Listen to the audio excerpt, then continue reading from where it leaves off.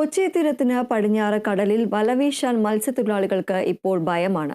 വള്ളക്കാർക്ക് വലയും മീനും നഷ്ടമാകുന്നത് പതിവാകുന്നതാണ് കാരണം. വലയും മീനും അപ്പാടെ നഷ്ടമാകുന്ന സ്ഥിതി പതിവായി മാറുമ്പോൾ തൊഴിലാളികൾക്ക് മിച്ചമായി ലഭിക്കുന്നത് നഷ്ടക്കണക്ക് മാത്രമാണ്. കൊച്ചി തീരത്തിന് പടിഞ്ഞാറ് വലയെറിയുന്ന വള്ളങ്ങൾക്കാണ് മീനും വലയും നഷ്ടപ്പെടുന്നത് തുടർക്കഥയാകുന്നത്. കണ്ടെയ്നർ പോലുള്ള വസ്തുവിൽ കുടുങ്ങിയാണ് വല നശിക്കുന്നത് എന്നാണ് തൊഴിലാളികൾ പറയുന്നത്. കഴിഞ്ഞ ഒരാഴ്ചക്കിടയിൽ 4 വള്ളങ്ങൾക്കാണ് ഇത്തരത്തിൽ വല നഷ്ടപ്പെട്ടത്. ഏറ്റവും ഒടുവിൽ തൃശൂർ അഴീക്കോട് നിന്നും കൊച്ചി ഭാഗത്തേക്ക് മത്സ്യബന്ധനത്തിൽ പോയ ശ്രീകൃഷ്ണപ്രസാദം എന്ന വള്ളത്തിലെ വലയാണ് നശിച്ചത്. വലയോടൊപ്പം പിടിച്ച മീനും കടലിൽ മുങ്ങിത്താഴ്ന്നു.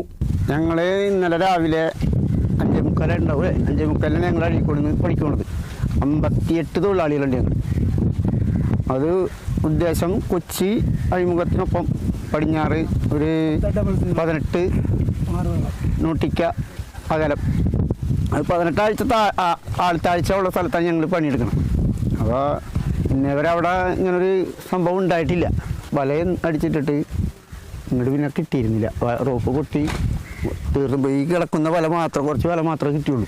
മീനടക്കം നമുക്ക് കിട്ടുകയാണെങ്കിൽ അതൊന്നുമല്ല, നല്ലൊരു പണി കിട്ടേണ്ട ദിവസമായിരുന്നു ഇന്നലെ. പാറ ഉള്ളത് നമുക്കറിയാം, നമ്മ അവിടെ പണിയെടുക്കൂല. ഇങ്ങനത്തെ ഒരു പാറമ പിടിച്ചാലും ഇങ്ങനത്തെ ഒരു കേട് വരില്ല.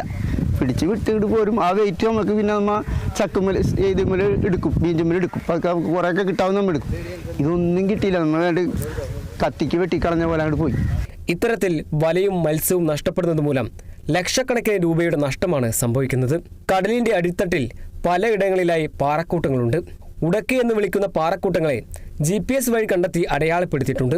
അതുകൊണ്ട് തന്നെ ഇത്തരം അപകട സാധ്യതാ സ്ഥലങ്ങൾ ഒഴിവാക്കിയാണ് തൊഴിലാളികൾ വല എറിയുന്നത്. എന്നാൽ കൊച്ചിക്ക് പടിഞ്ഞാറ് വശത്ത് വലകൾ നശിക്കുന്ന സംഭവം തുടരുന്നത് തീരത്ത് ആശങ്ക പടർത്തുകയാണ്. Kerala Vision News, Thrissur.